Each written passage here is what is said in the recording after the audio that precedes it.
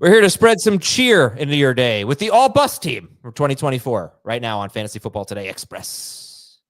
All right, here we go. Jamey's here with his all-bus team. I'm Adam Azer. Here we go. You probably knew that. All right, like does anybody not know that? Here we go. Jamey, who's the quarterback on the all-bus team? You're in midseason form.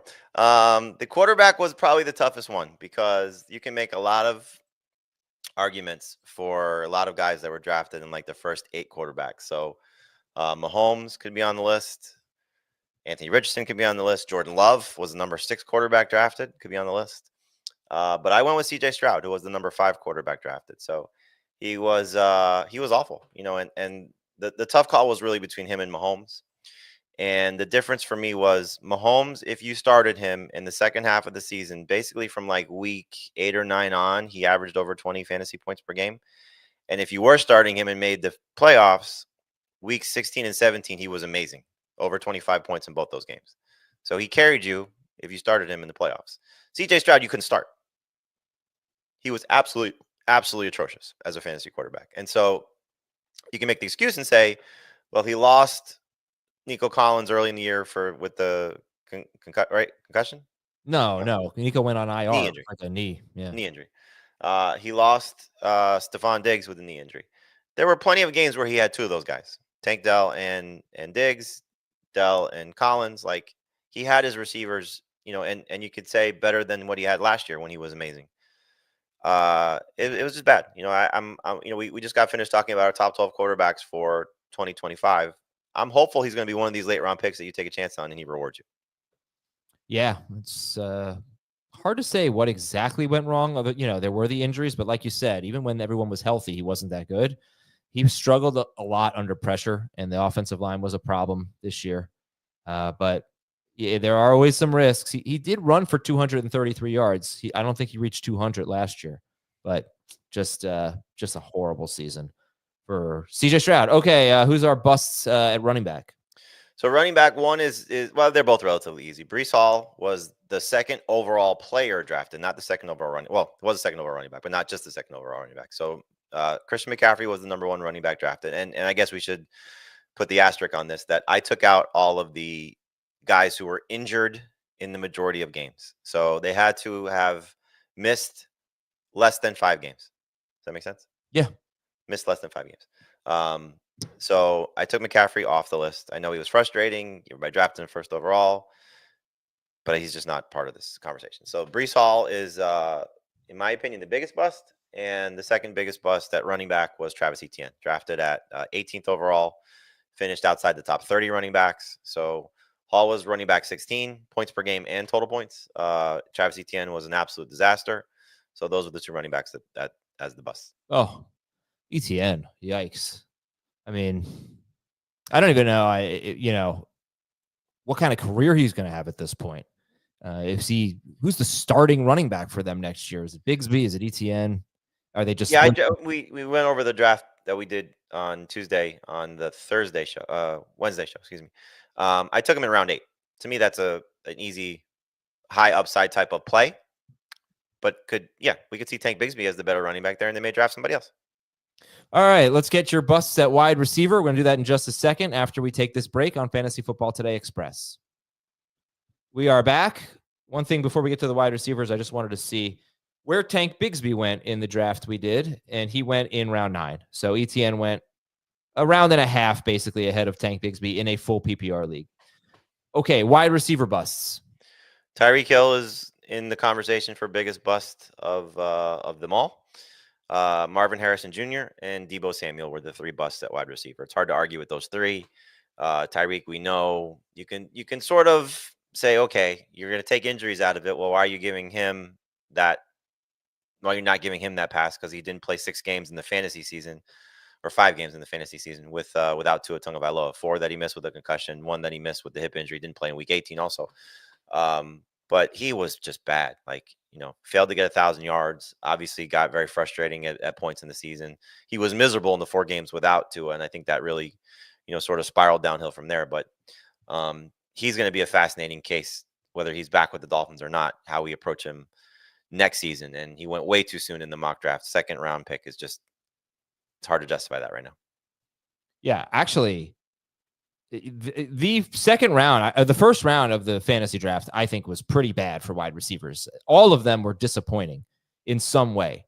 Not all of them were bad, but CeeDee Lamb was disappointing. Tyreek Hill, huge bust. Amon-Ra St. Brown scored about 18.5 fantasy points per game. He was disappointing, in my opinion. Justin Jefferson, disappointing. Jamar Chase, not. A.J. Brown, disappointing. Jefferson was disappointing? Yeah, I think so. He's a guy who scored about 18 fantasy points per game. Let's see. He scored 18.6 fantasy points per game. Last year, he scored 20. Take out week 18, though. He was over 19 going into that. Okay, but he didn't hit 20. Wait, why am I taking out week 18? Well, he was just miserable in the game that didn't really matter for fantasy purposes. It didn't matter for fantasy, but it's still, I never take out week 18 unless they sat their guys. Okay, fair.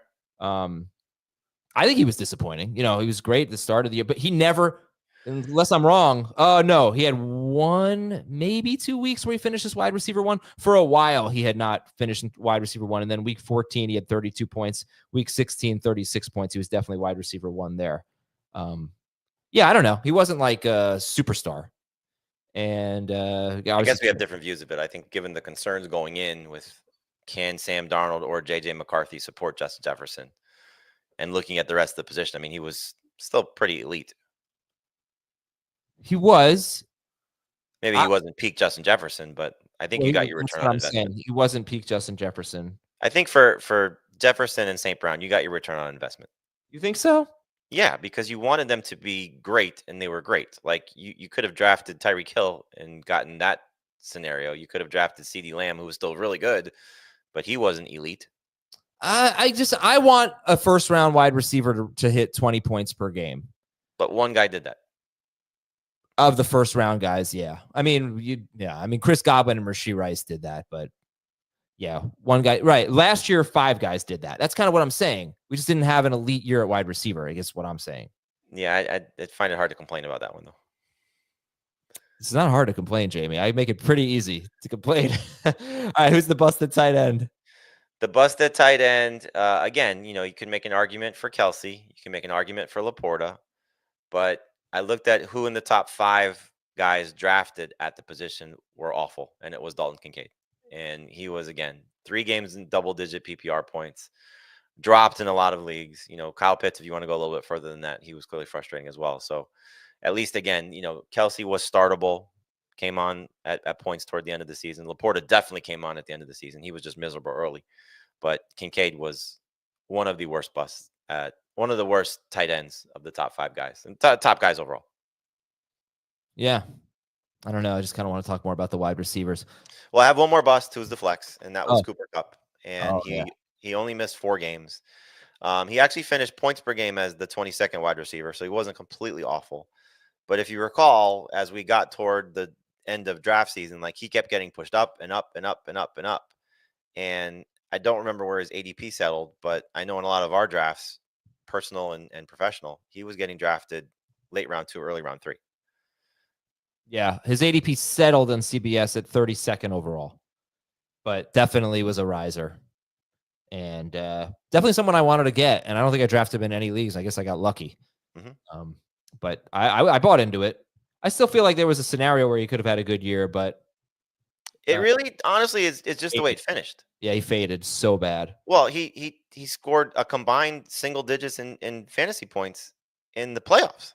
He had 9 targets in 3 games in the fantasy playoffs. Yeah, like, complete disaster. And, there were certainly reasons to still start him because, okay, he's going to come around. The offense is going to come around. Look, the offense really struggled. To even go back to our show that we just finished about buying into them in the playoffs. Can they flip the switch and get hot against a really tough defense in Minnesota? I think that they can. You think that they can't. And I think both sides have a fair argument. I think that they won't. I wouldn't say that they can't. Oh, I'm sorry. You don't expect them to. I expect them to have a better game than you do. And so we'll see how this comes out. And I think Cooper Kupp's a big part of it. So that's why I said on the show, when we're talking DFS, he's a good contrarian play. Yeah. Stafford threw for 189 or fewer yards in 4 of his last 5 games. That's wild. But didn't really throw that. They had a good kind of ball control, run the football, great defense. Their defense played really well down the stretch. Anyway, that's the all bust team. You can check out the article at cbssports.com/fantasy. For Jamey, I'm Adam, but you already knew that. We'll talk to you next time on FFT Express.